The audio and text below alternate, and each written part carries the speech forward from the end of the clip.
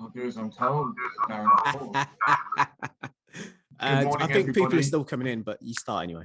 Go for it. I'll start, Darren, and I won't keep the microphone for too long whilst people are still making their way into the conference this morning. So good morning, everybody.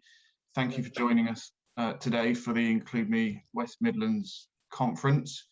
My name is Richard Metcalfe. I have the honour of chairing the advisory board for Include Me West Midlands.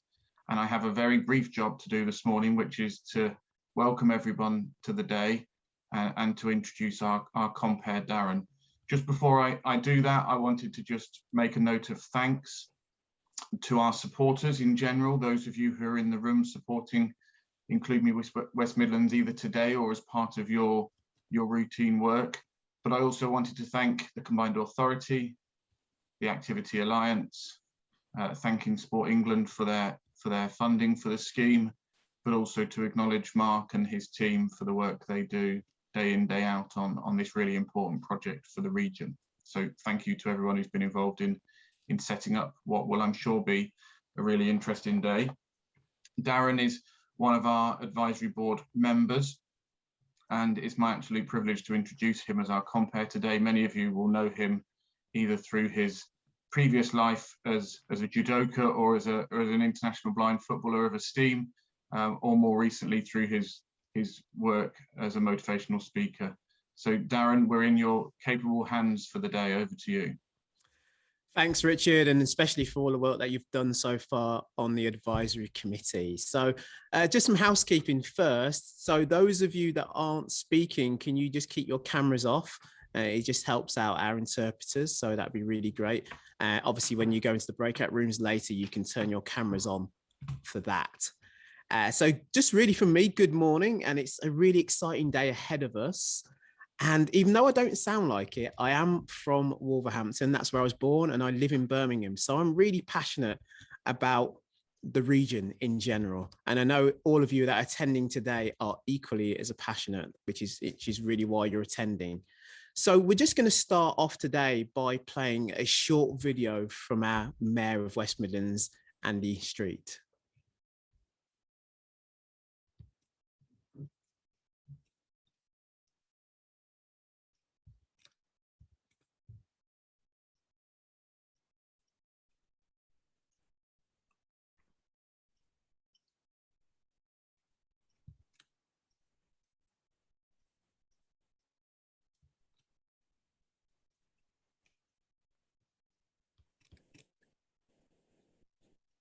Hi there, Andy Street, Mayor of the West Midlands here, and it's my pleasure to join you at the Include Me Uniting Our Region conference. Now, it comes at a particularly important time, doesn't it, this conference, because as we slowly bounce back from the pandemic, it's really important to think how we build that inclusive society in which all communities can thrive. And YouGov research recently has told us that about 70% of disabled people feel that in the pandemic, their needs have arguably been even more overlooked than in pre-pandemic times. So there's a real sort of gauntlet thrown down. That's why the work that we've been doing around Include Me is, I think, particularly important, and it's great that we've got an opportunity to reflect on it together today. We talked about wanting to make sure that this was a region where more disabled people could be active, could be fully involved in society. Our campaign, the Activity Alliance, and We Are Undefeatable, all those campaigns come together to achieve that.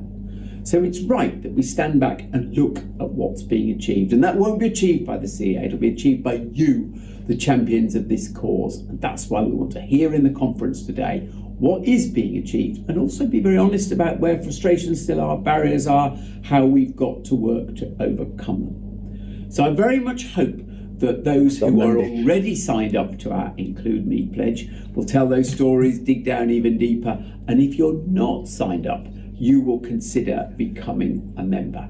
Or if you are just a citizen, an individual rather than an organisation, that you'll join our Citizens Network and be able to contribute through our new Citizens Panel, because we want this to become like a social movement where people together force change, because certainly we want to respond to that, but we need the expert voices. So in this week of inclusion, when we look back at the travails of the pandemic, but look forward with clearer vision. Very much looking forward to hearing views today, understanding outcomes from the conference. Enjoy the event. Thank you, Andy. And again, he's just reminding us that the focus of today's conference is really around our citizens and our supporters. So next, our speaker is well, a really exciting person. So he broke his neck in a car crash, resulting in a spinal cord injury. But then he made a mark in international wheelchair rugby. Won multiple medals and for Great Britain, and he now works with businesses in creating diverse workforces, and he also works in schools to teach core values. So please can we welcome triple Paralympian Mandeep Semi. Good morning, everybody. Hi there, how are you doing? Yeah, really good, thank you. Really excited to be here today. Yeah, so thank you for giving me the opportunity to speak with you guys. Great. So one moment you broke your neck, and then the next you are playing wheelchair rugby. Can you tell me kind of that transition, that journey from one to the other? Yeah, so I acquired my disability at the age of 19.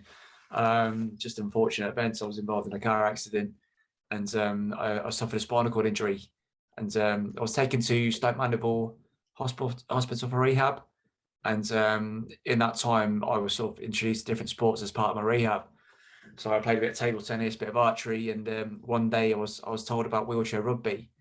And at first, to be honest, I thought it was a wind-up because you know, the nurses and that are always trying to keep the morale up in the wards, and there was practical jokes galore. So yeah, wheelchair rugby. I was like, how do you play rugby in a wheelchair on grass? It just, you know, it just doesn't make sense.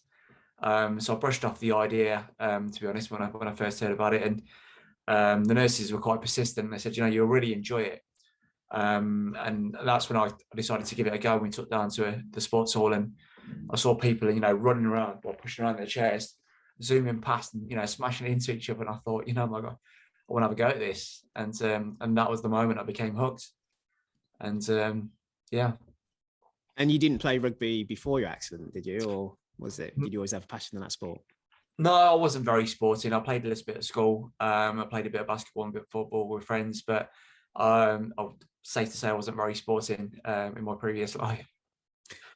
And you went to 3 Paralympics. You went to Beijing, you went to London and Rio.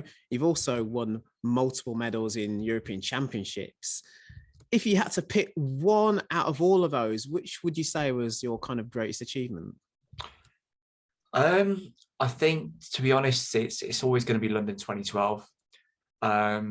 Just the honour of representing Great Britain at home games is something that will stay with me, you know, forever. The crowds were just amazing. The support we had from the nation and just the whole experience of, you know, putting that shirt on and rolling onto that court at home games. It was amazing. And it's something I share with my family, and it will stay with me forever. And I often call sort of retiring transitioning into sort of civilian life. How did you find it? It was difficult. I was quite lucky that we were expecting our first child at the start of the games in Rio. So that kind of gave me a real big focus outside of sport, because I think when you're in an elite sport for so long, it kind of dictates your life and how you live. Because to stay at the top of your game, there's a lot of sacrifice and a lot of dedication to your sport. And once you sort of cut the umbilical cord for being in the sport, it's very much a different life. I think, you know, elite sports are very regimented. You know, you're told what to wear, when to wear, and what to eat and how to train, and everything's done for performance. So it was very, very different, but a new challenge, I think. And you obviously said sport's been a massive part of your life. What skills did you take from your sport that you're able to use in the rest of your life? I think there's so many. just being an athlete and sort of being in that situation, you have to be very adaptable.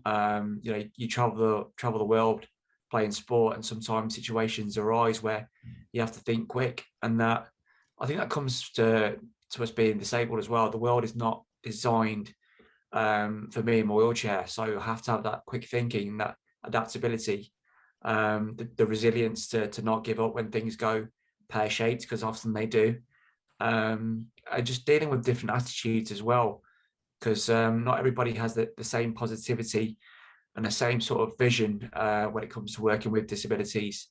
So I think being an athlete sort of prepared me for how I wanted to get myself out there in the working world, and taking those skill sets with me. Definitely sort of the communication side of things as well. Being on the elite side of things, you definitely have to be in the media quite often, and being able to speak to people in the right manner really helps when you're speaking to managers and businesses on sales side of things, to try and get yourself in better positions. So it's all sort of helped in my my career. That's brilliant. And I noticed that Mark's just mentioned about that you're going to have the opportunity also to ask Mandip some questions. So maybe put a cue at the start of your message, just so it's easy to pick those out when we're looking back through all the comments. That would be really useful if you could do that. And I know that there are going to be some parents on here, and maybe some other professionals who also work with young people. So what are the kind of core values that you teach the children in schools? Yeah, so my values work came with it's a rugby program called Engage, and we looked at how you can make people more confident, getting that trust out for children, and giving them sort of values they can take from sport into the classroom. So they're paired up really well. I think this day and age, especially, but it's so important for children to have respect and honesty, that trust with each other, to take forward with their teachers. And when you have a disability, especially, it's really important to share those values with children that you're in school with. So it's kind of like work that we do.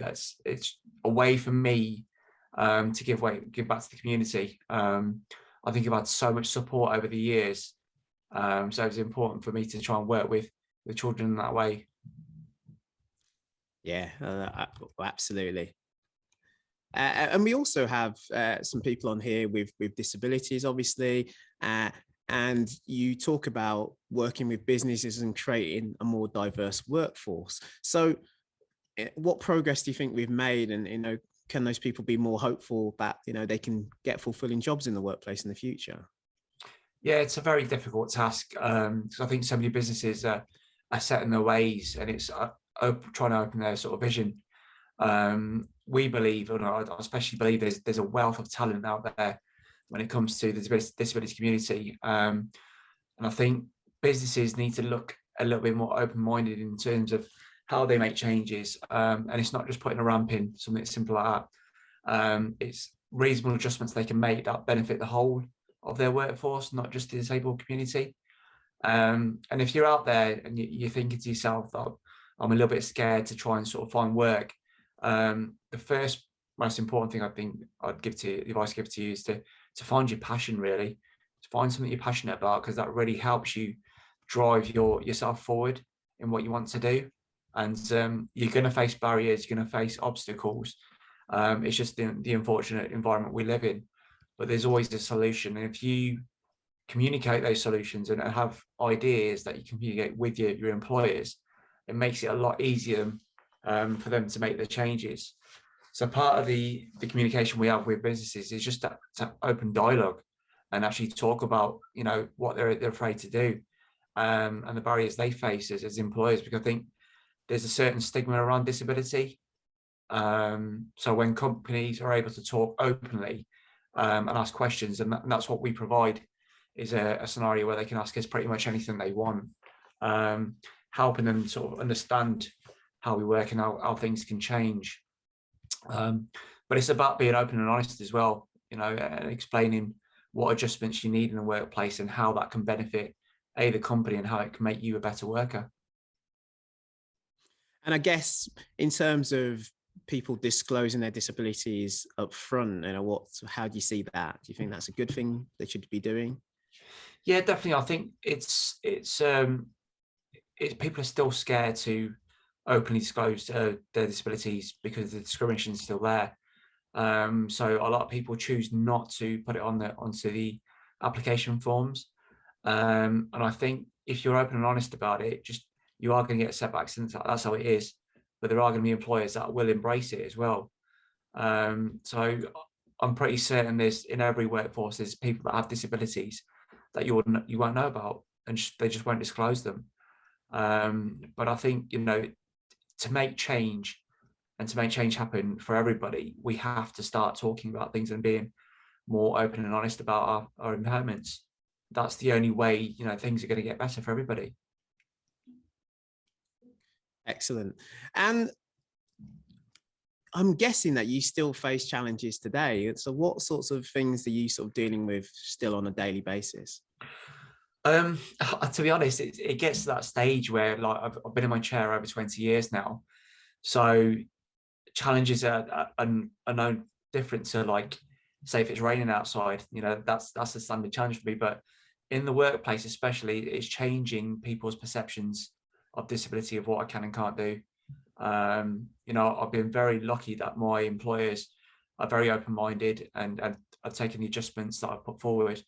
And that's something I've built over time, that trust and that honesty I've had with them to try and get the best out of myself, and having that dialogue with them. But I think, difficulties we have on a daily basis on the sporting side of things especially, and we can talk about this forever, is, one of the things is budgets. Disability sports is such an expensive sector.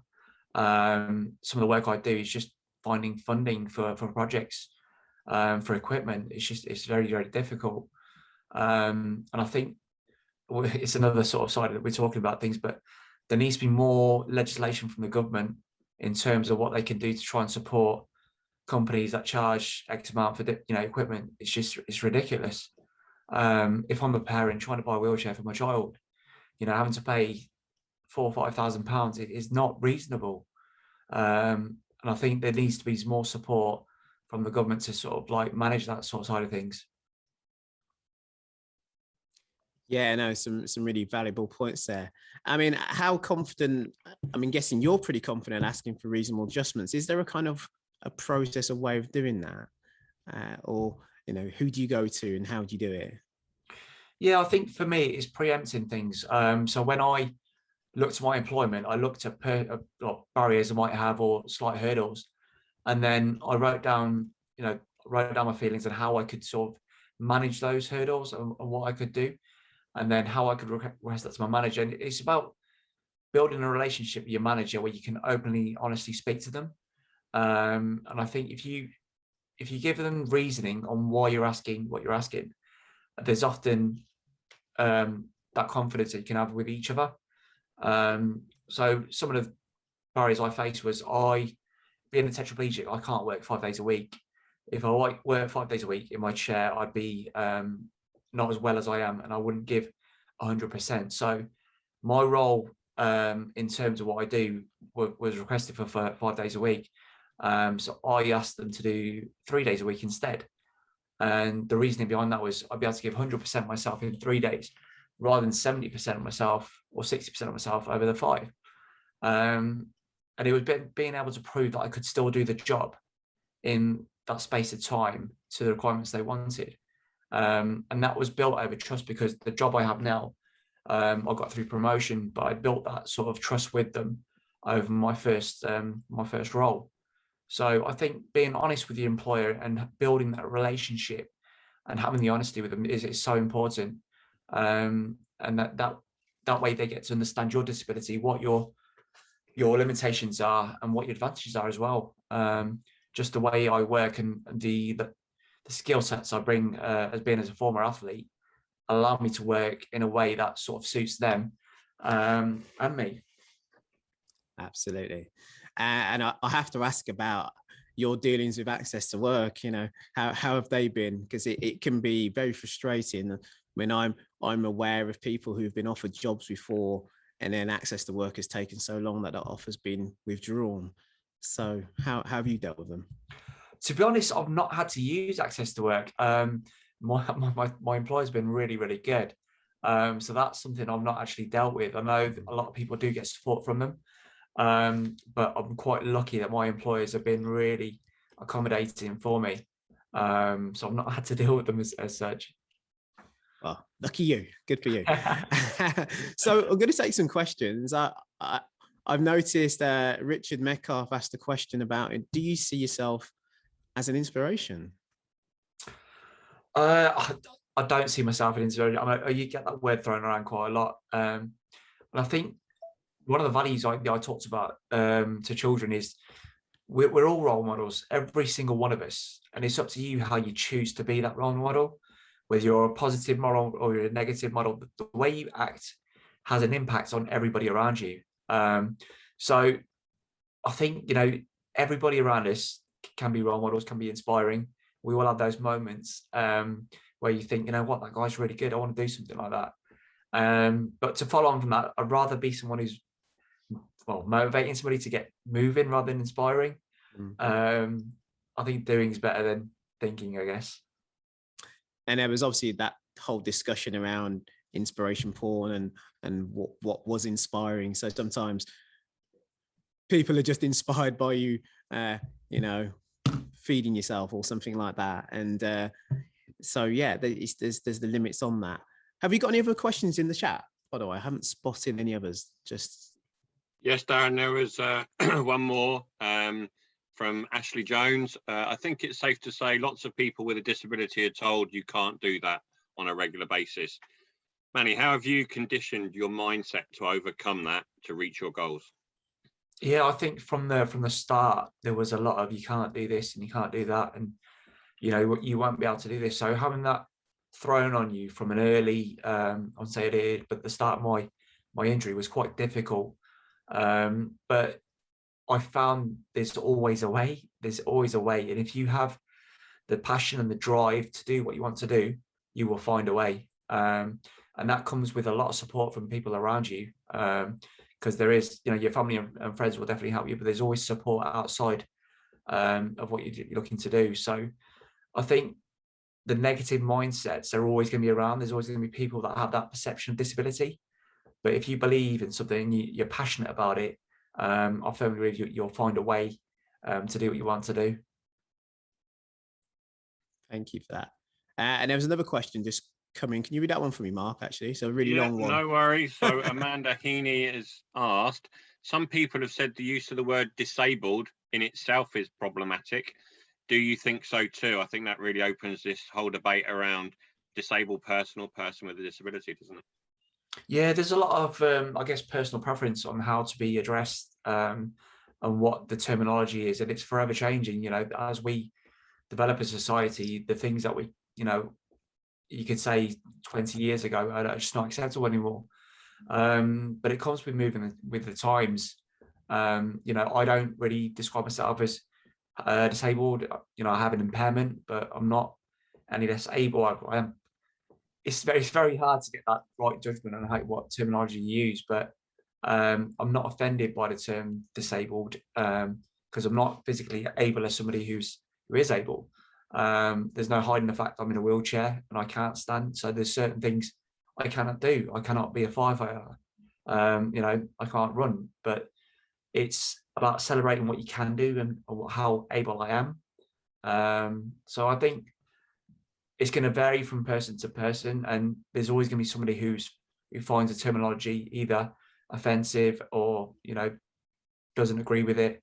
But it's about finding that happy medium where we can all be represented, together.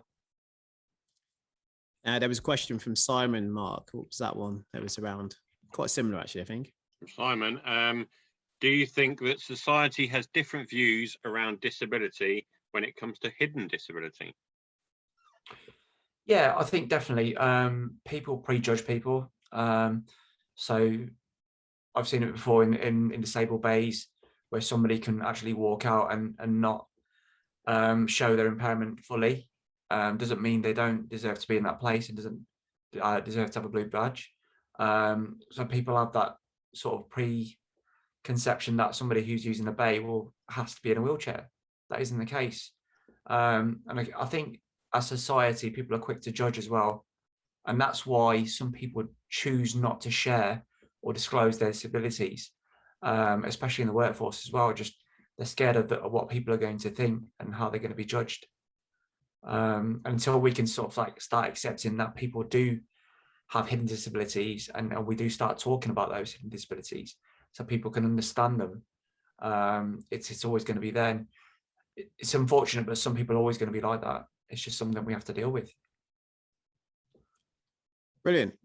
Any more, Mark? I think there was actually. Yeah, no, we're getting loads of questions coming in, and Manny, that last one, I totally agree with you on that. I mean, I still find it strange that, you know, I'm a double baloney amputee, and I put on if I'm wearing trousers, I put on a limp as I leave my car when I'm parked in a disabled bay, and I can feel myself doing it, but I just do it because I don't want people to question me why I'm parked in that space, even though I've got no legs. Anyway, yeah, another question from Steph Freeman. I work with families who have children with a disability and/or SEN need in Solihull. They're trying to create a more inclusive social opportunities and resources in parks. What would you say to young people who are struggling with motivation to get involved? Definitely try every sport you can. I think for me, if I'm speaking to parents, get them to try everything. When you try different sports, you'll meet new people, but there'll be one that they actually love. I'm pretty certain of it, because I tried loads, and when they find that sport, that's when the passion will kick in. And for me, when I found wheelchair rugby, what it did for my confidence and my strength in my physical being, it was unbelievable. Sport is a great catalyst for succeeding in life. I think it goes hand in hand. And if you can try and get your children to try loads of different things, and they find that one sport they absolutely love, the passion becomes takes over basically. But I think that's the key to trying to get them going, and they'll meet friends along the way that play the same sport, and that will motivate them to go to more sessions, and it kind of snowballs from there, really. Excellent. And there's a feed on from that. Is how do you feel when you remember your time as a non-disabled person? Do you feel like you're a different person, and that the old you died that day? Oh, that's a deep question. It is very deep. It is. To be honest, the way I look at it is, I'm very proud of what I've achieved in my life. The goals I had set out prior to my injury, I've achieved, in terms of having a family and, you know, having a job and doing the simple things in life of a mortgage and a car. And I managed to do those. But had I not had my accident, I wouldn't have been able to travel the world playing sport for Great Britain, and doing what I do. So for me, it's about always looking forward. I appreciate who I was and what I did previously, and then that kind of shaped who I was. But I'm always looking forward and what's next and what the next goal is. And I'm just appreciative of the present. You know, we're very lucky to be in the situations we are. So I'm grateful, to be honest. Next question first, Mark. Any more? We've actually got a hand raised. I think we've got someone that wants to actually ask a question in person. So Shada. Hi, good morning. Hi, Shada. Hi, thank you. Because I wasn't sure to write, so I thought better put my hand up. I'm Shada Lavingia, and I teach mindfulness. And I just want to share one thing, that I'm a full-time carer and a mindful trainer, and I look after a few family members who have got long-term disability. And I was wondering, how do you deal with your mind, especially the mind? I know what it is like to be disabled and lots of issues, especially in the ethnic minority community, how they look at us, because I've gone through that experience. And for us, we do lots and lots of relaxation and treat ourselves that nothing is wrong with any of us. So how do you treat yourself mentally and emotionally with the disability you have? Thank you. Yeah, I think, again, for me, a big part of it was sport.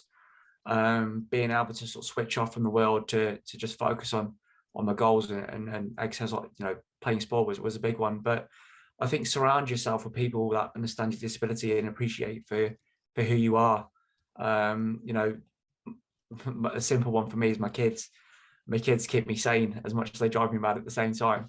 They give me a reasoning, and I don't think I really think about my disability in that way anymore. It's been over 20 years since my accident, and I'm not saying I don't have down days. We all do. But again, it's about appreciating what you have and what you have around you. And it only takes me a moment to remember what's around me to help me get myself back online mentally.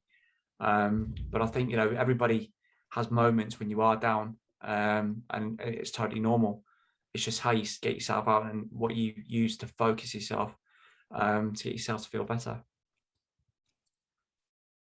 And a quick question for me, actually, because someone mentioned earlier about children in schools and engaging in PE, etc. And with so many disabled children going into mainstream schools now, how do they get involved in sport within the school system when PE teachers aren't trained necessarily? Yeah, it's very difficult. Certain PE teachers out there are very sort of adaptable and think off their feet, but you know, there's a lot of situations where if you're in a wheelchair, you're not able to play mainstream sports.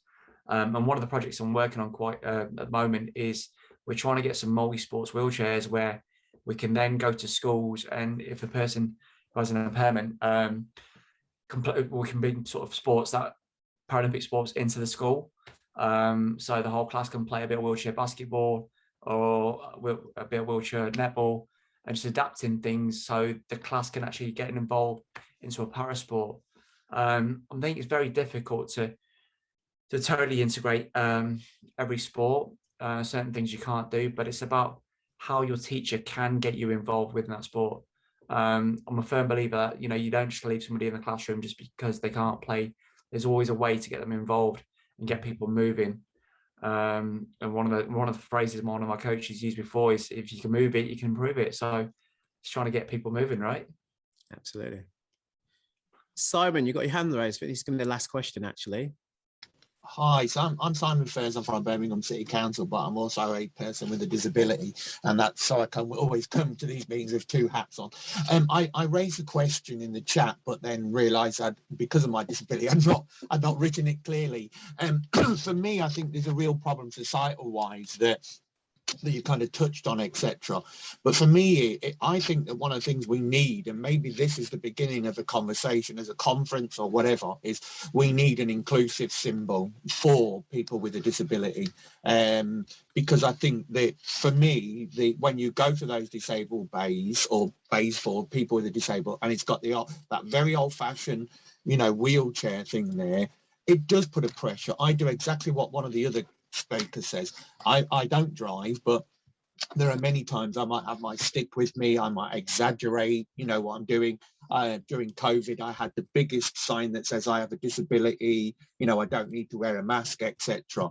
So I think, do we need to look, I think, as a people, to look for a much more inclusive way of trying to represent, in the way that, you know, it's wonderful that when you see a rainbow, you think of LGBTQ, but you also think of the NHS now. But do we need something like that? So it becomes more encompassing, so we can look at that. So that's my question, to everybody, to be honest, but also to yourself, Mandeep. Yeah, I think it's a great point. We've seen the terminology, you know, evolve and change over time, and I think that the disabled sign that we look at, it's been around since I can remember, to be honest. And you know, the important thing with it is it's everywhere in the world. It's recognised throughout the world, and that sort of symbolises having an impairment. And I know it sort of focuses on being sat down and sort of wheelchair based, but you know, there is probably scope to sort of evolve that as well. And I think how we go about that is the important part, because it's not just changing it here in this country, it's about the whole world adapting it and taking it forward as well, because that's what they've done with the current symbol, and that sort of symbolises disability around the world. So I think again, with anything we talk about change, there's always hurdles and there's always difficulty, but you're opening the conversation up, which is the important part. And how we go about that is the next step. And it's about getting a wider views, how the community feels about it, how do people around Britain feel about that symbol, what it represents, and how we change that. That's the question. I think definitely open for debate, but I'm more for making positive changes to represent more people. Thanks, Mandy. I think that's you've given a lot of insight for all of our attendees today. And Simon's challenged you to design an inclusive symbol. Then please forward those designs in, and maybe we can have a competition around the best design. So thanks again to you, Mandy, and having me. Best. Thank you. So we are going to be moving on now to our next speaker, who's the accessibility manager for Birmingham 2022. So to hear about one of the brilliant supporter impact stories, please give a warm welcome to Emma Cluitt. Good morning. How on earth do I follow that? That was brilliant. Thank you, Mandy. So hello, I'm Emma. I'm the accessibility lead for Birmingham 2022 Commonwealth Games, and I'm here to tell you a little bit about our games journey with Include Me, a signed up supporter. So the games will be coming to the region next summer, if you don't already know about us, taking place in July and August. So if not, go and have a look at our website and see what's going on. So we're excited to have some really good games first. So we'll have the most women's medal events ever at the games, and also the largest ever integrated parasport programme. So lots of brilliant stuff going on. So Birmingham 2022, we've been working with Include Me since November 2019. I met Mark Fosbrook at a conference. He was talking really passionately about Include Me, and I got completely sucked in, and probably the best conference I've ever been to, because it opened the door for us with this. So we completed our change plan in March 2020. Obviously, things have been a little bit different in the world since then, but Mark and Alex have been fantastic in supporting us through that journey so far, which has been great. So as you can probably imagine, we're set up slightly different to other supporters in this network, but Mark and Alex have been great at ensuring that we're keeping track of the ambitions that we've set out in our pledge to make sure that we achieve them and we deliver what we've promised. For us, the pledge is a great way of assessing what we've been able to achieve so far, for identifying our progress, and also reviewing what our next focuses should be, because that's really important to keep on pushing those boundaries and seeing what we can do. So the Games is a time-sensitive organisation. Every time the Commonwealth Games happens, we kind of start afresh and we start a brand new organisation. We don't have much learning from accessibility in the past, so we're really keen that we bring this over to the next Games, but then the organisation also dissolves after the Games has happened, so that will happen in the winter of 2022. So we're passionate about ensuring that the Games leaves behind a really accessible legacy and positive change, which is reflected within Include Me. So our ambitions and targets link to the 8 Include Me principles, which you've probably already seen. If not, check out the Include Me website and they're all listed there. Some examples of the commitments that we've made, which are also reflected in our Games accessibility and inclusion commitment, which is on the Birmingham 2022 website, are my channels. So we're currently exploring about the use of assistive technology and how we can create a more accessible experience with the information that we provide. So an example is our accessibility toolbar that we've added to the website. That's great. That's for different disabilities, different language users, all sorts of bits. Really, really interesting. Go and have a little play with it if you've not already seen it. We've also worked to make a more accessible online ticketing system. From previous roles, I know that a real big bugbearer is that wheelchair users need to call a helpline or a hotline to book their tickets. With the system that we've put in place, people can do that online as any other user of that system. We're also looking ahead to Games time and seeing what we can do and exploring the use of hearing augmentation devices. There's also the principle of listen to me. We've set up an accessibility advisory forum that's been running since January 2020. The group meet every quarter and are a really great sounding board for games planning and sharing best practice within that network. This group of people is really invaluable to us. They're brilliant. They bring different opinions and viewpoints to the conversation, which has been really integral for what we're doing to make sure we're on the right track. We're also trying to sign up our games venues to include me. Obviously, being time sensitive, we know that will disappear. So any work that we're doing with the venues at the moment, we want to continue that in legacy. So the hope is that we can develop those change plans and those pledges with those organisations and then move them over to include me when we're not here anymore.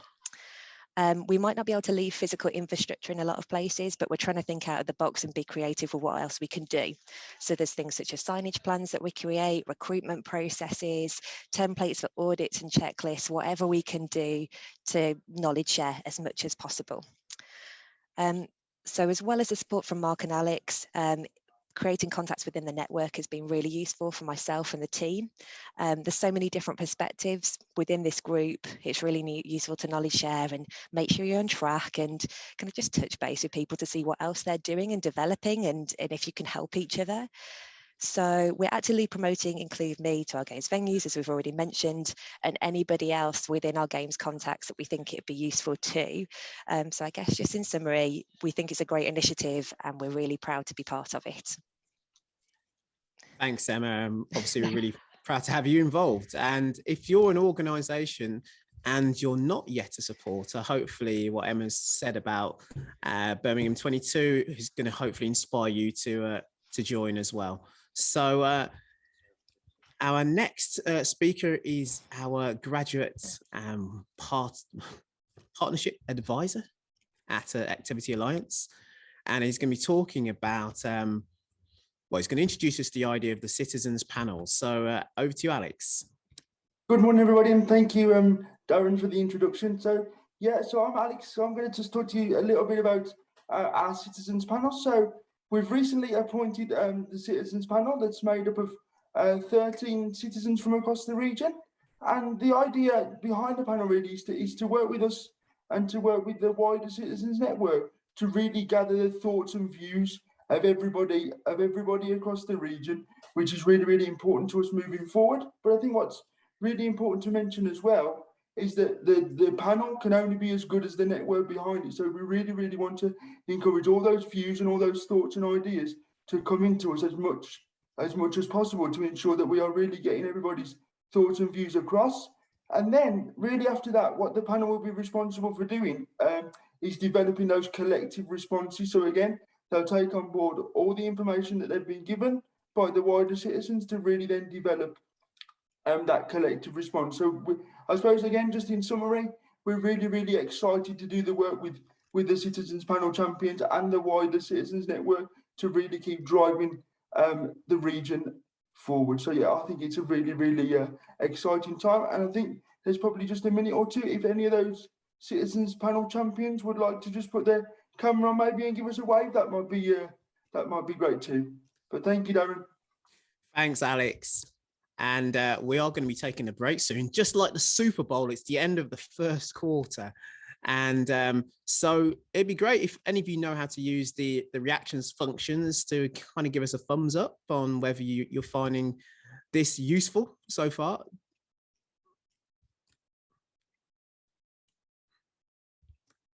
And after the break, we're going to be going into breakout rooms. So there's going to be 2 rooms. You're going to be filtered either as a citizen or as a supporter. So hopefully you will end up in the right group, and we will see you after the break. So we'll be back on. I think most of us are probably coming back now, Darren. Yeah, I think so. And Simon, thanks for your comment there. Sounds like you've had a great time in your room.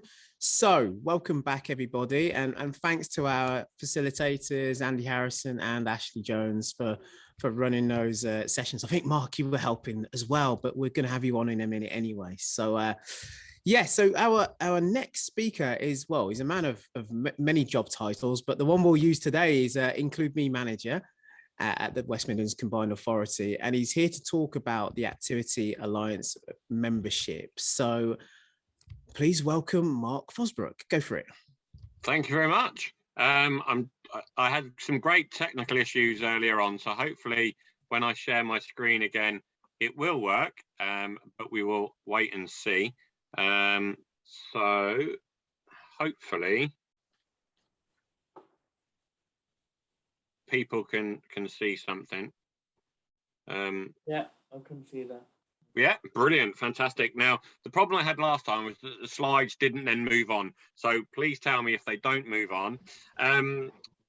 But yeah, basically today, obviously the whole idea of this is around Include Me and around, you know, how we unite together as a region, and how we are better at engaging with disabled people and moving forward.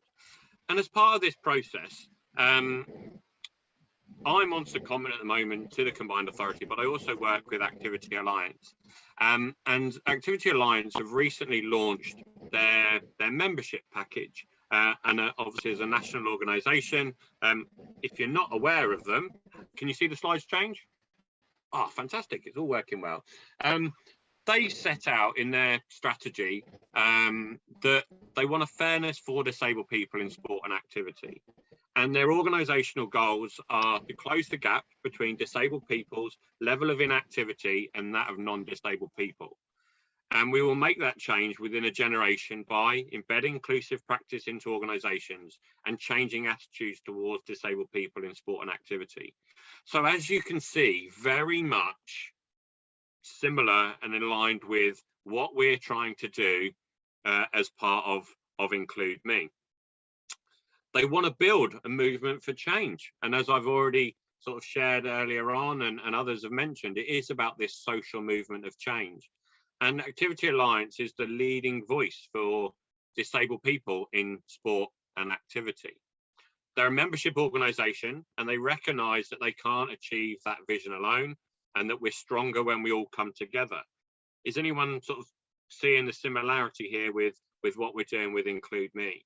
Together we can create that fairer society for everyone. And their new membership program enables us to build a powerful movement to drive change. So when they set about this, I obviously, because I work for them as well, was having the conversations around, this is what we're doing with Include Me. How can we make sure that we make it as easy as possible for organisations, for disabled people to have their representative voice as part of this process? So when they launched their membership program, they wanted to, as I said, make sure, and these are all the same points, but the membership is free. It comes with lots of benefits. It's available to organisations, groups and individuals with an interest in sport, activity and disability. And I wanted to make sure that we could tie it all together so that it made the process of Include Me and their membership easy. There are 4 levels of member, and they're full members, which are national organisations focused on sport and activity for disabled people. Associate members, which are national organisations focused on sport and activity or disabled people. The local member, which is what most of our organisations here today will look to be part of, which are organisations working regionally or locally focused on sport and activity and or disabled people. And then there's also an individual membership, which is for individuals who want to support Activity Alliance through their work by fundraising.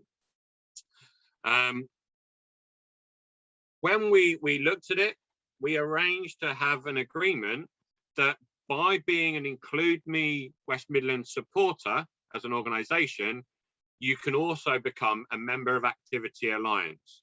And the only real requirement is that you have committed to making those improvements and helping create a fairness in sport and activity for disabled people, and working with us as part of this social movement of change with Include Me.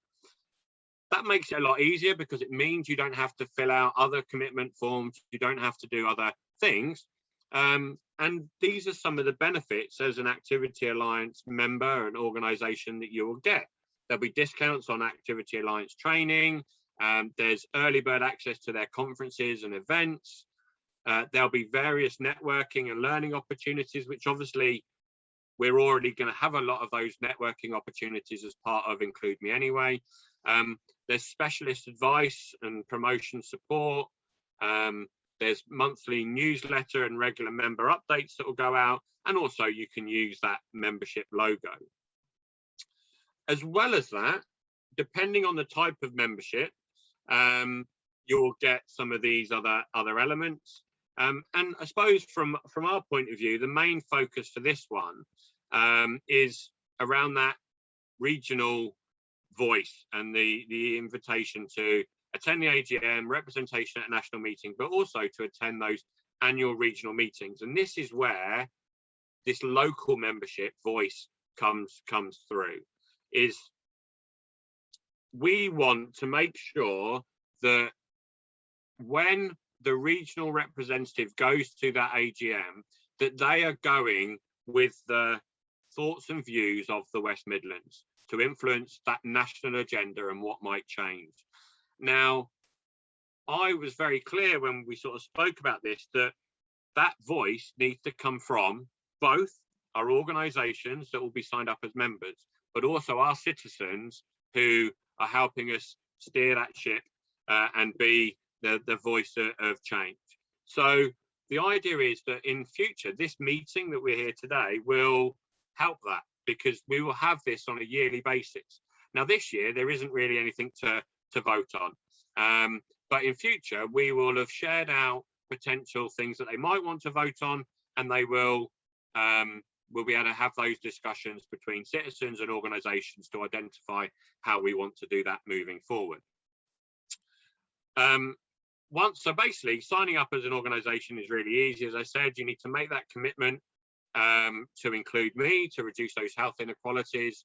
That'll act as your statement of intent, and then look at those identified improvements. Once they're all in place, you just need to let Alex know. And Alex spoke a bit earlier on about the citizens panel, and he will add you to that membership list. You'll then receive a digital membership welcome pack and use of that member logo and approved messaging. So you can then have the Include Me logo and the Activity Alliance logo if you wish.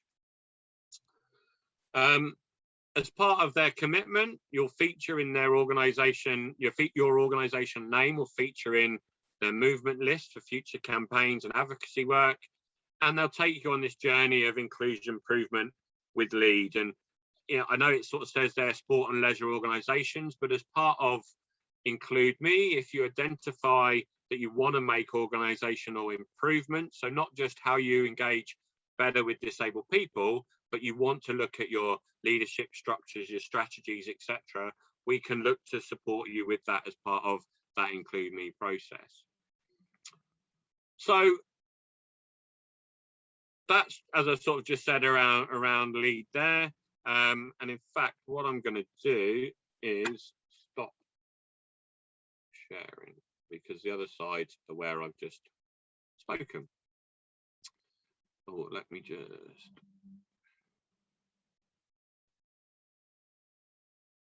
There we go. I think you can hopefully see us again now. So hopefully that's given you a bit of an idea, a bit of thought into the Activity Alliance membership and the relationship that we have. And hopefully it will make it a far easier process for you to be involved in, obviously, Include Me, which is obviously the movement of change that we want to create across the region, but also how that then feeds into an additional mechanism that will influence national practice. And if we can, I know there are probably people here today that have joined us from national organisations, and they're here because they can see the value and worth of what we are trying to do differently in the region. And if we can work together and do better for us as a West Midlands, but if that helps inform future practice for other regions and nationally, we'll hopefully see a change across the whole of the country and beyond. And I know obviously in the discussions earlier there was a conversation around this change of the internationally recognized symbol for disability being that wheelchair user. Who knows, maybe in the future that could be part of that change. But for now, let's focus on what we can do here as an individual, as an organisation, as a region, and then where we can then link that and connect that wider. So on that note, I will now pass back over to our fantastic compere, and hopefully you'll all agree, is doing an amazing job today. So I'm going to give him a little round of applause now. Back to Darren. Thanks, Mark. And I suppose while we're doing the sort of slapping people on the back, can we just say a big thanks to you as well for all the work you've done behind the scenes to put this conference together. And I think everyone's fully aware of, you know, this is just the start, really. We're talking about uniting the region, and now you're stop talking about uniting the kingdom, perhaps. And so you never know, you'll be on the Queen's New Year's list birthday honours before long. So we are going to be moving on now to our next speaker, who is from Birmingham City Council. He asked a couple of questions earlier, so you'll have already heard his voice, but he's here to share some incredible impact stories from a citizen's point of view. So over to you, Simon Furs. Hi, morning everybody. I just want to echo what a fantastic morning it's been so far. My colleague Amanda spoke in the meeting that we've just been in around, you know, so many insights and so many things. So it's been fantastic. So I'm Simon Furs. I'm a citizen involvement officer from Birmingham City Council, and there's an important part in that title, and that's the involvement. We used to be citizen engagement, we used to be citizen voice, but there's a whole bit of a difference. It's about involvement, and that I think is kind of key. We've just been in a great session where we talked about learning and using stories of individuals, and I think for us to get to the part where we can tell these stories of change, we want to go back a little bit and just go and say that actually for us as a team, it's been really important to get Birmingham City Council and wider to really embrace what we argue for is around co-production. And I know that's a jargon word. It's a difficult one to try and change that jargon word. So another challenge to everybody, apart from the symbol, is can we come up with a better word for co-production? Because for me, it's about empowerment. For us as a team, it's about empowering people to be the best that they can be, to empower us to be the best that we can be, and actually benefit everybody societal wise. It's also a really key part of behaviour change. One of the things that we just spoke about in the other room was about active listening. We can all hear things, but are we actively listening? And I think with co-production, in the way that we've structured it, and I know that there's other colleagues on here, I think I saw Alex Evans on here earlier on who comes to some of our meetings. For us, it's about how we actually truly listen to the voice of somebody, to be able to empower them to make changes, not only for themselves, but for everybody societal wise. And one of the things that I said earlier on, and I think it comes very much true, is to create with, not to do to. For too long, services have done to people. We've said, this is the best way to do it, this is how we're going to do it, and that's what you've got. Whereas what we're trying to do now is shift that to how do we work better together? And that changes both officers and citizens. It empowers me. There are many mornings with the disability I've got, and my colleague Amanda is on the call, and she'll know there's many mornings I'll come on and I'll be proper grumpy because, you know, so my personal disabilities, I have what's called familial hemiplegic migraine. So when I get a migraine, it fakes mini strokes. So it means that I could have trouble speaking, etc., etc. So there are many days where you just feel, I don't want to come into work. But actually working with citizens, and I know there's somebody else on here, Sharda, I saw her speak earlier on, you know, actually empowers me to listen to their voice, to listen to their story and do something about it. So one of the things I wanted to kind of very quickly kind of talk about is an experience that myself, Amanda, and others within the team has had around what, there are many stories, but I wanted to pick up on one particular one. And that's around the story of a young person who's part of an incredible group that self-organised. We put a call out and said, we want to talk to younger adults. We want to talk to those people who are going through that kind of transition period from, you know, the state kind of says, until you're 18, you're a child. But actually, there are many things that you're beginning as 16, 17 and earlier that you're kind of thinking, well, what happens when I become an adult? So actually, one of the things is we try to get a group of citizens and young adults together and successfully help to co-create a brilliant group called the Youth Empowerment Squad, self-named the Youth Empowerment Squad. I mean, I want to be part of that. I think everybody wants to be a part of something that empowers you. But really important, and a key figure within that is Donovan. When we first met Donovan, he was a voice. In fact, that's not true. He wasn't really a voice. He was a text in the chat. He came to the group really quite anxious around meeting with people, discussing his lived experience, etc. And through using, you know, co-production and many of the things that we've just talked about, empowering people, a couple of meetings on, Don suddenly appeared on the camera. He disappeared again, but he came. And what we did, my colleague Amanda, is we gave that space for this person and others to be themselves, to give that safe space, to create an environment where they could come and they could tell their lived experience.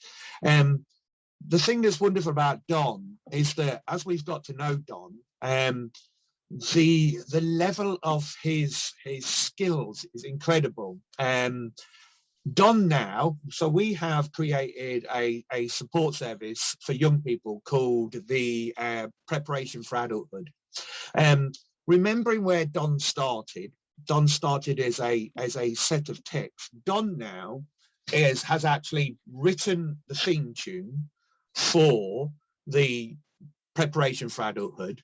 He's working with a blind poet, Dave Steele, self-named, in composing the music. He's already composed that music. He's now become the official photographer for people for Preparation for Adulthood. He's joined another organization and helps to shape that, called Preparation for Adulthood. And if we get things right as organizations and really do the active listening and do that empowerment and working in co-production, that transformation can happen for all people. It can happen for us as individuals, but it can happen for us collectively, because Don now is taking those learned lessons and applying them in all life. He's applying them across his college, he's applying them across his social life, because he feels empowered. And that impact is incredible, because that has impacted back into Birmingham City Council. And I think, you know, there are countless stories that we could come up with. So what I would do is just finish with an invite to you all. We have a monthly meeting called the Citizen Involvement Team Meeting, and I'll be happily put the invite out, where we want to discuss and continue this conversation. And learn from each other and hear each other's experiences so that we can all grow. And I think one of the biggest things we want to do is put Birmingham very much, and not just Birmingham, but the West Midlands, back on the map. I think that, you know, Birmingham is the second city, and the West Midlands can be a powerhouse that can really, I think, change how we view, you know, people with a disability, and re-empower people. So I'll stop there. Thank you very much for listening to me. You know, I would have loved Don to come today, but actually he's at college, so he couldn't come. So thank you very much.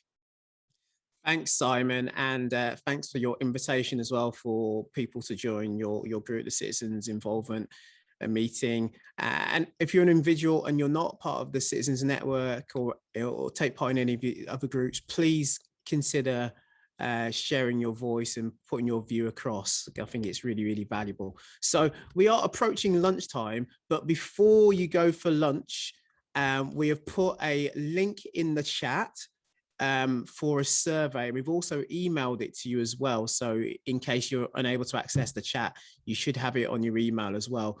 I think it was Ken Blanchard that said feedback was the breakfast of champions. So it's only got 3 questions on it. So if you could really just fill it in straight away, that would really help us out. And finally, just to say, those of you who are only attending for the morning, just thank you. And I hope you've had a really valuable, insightful morning with us. And those of you that are coming this afternoon, just remember that we are using a different link. So go and enjoy your lunch, and thank you for joining us this morning. Take care. Brilliant. Thank you, guys.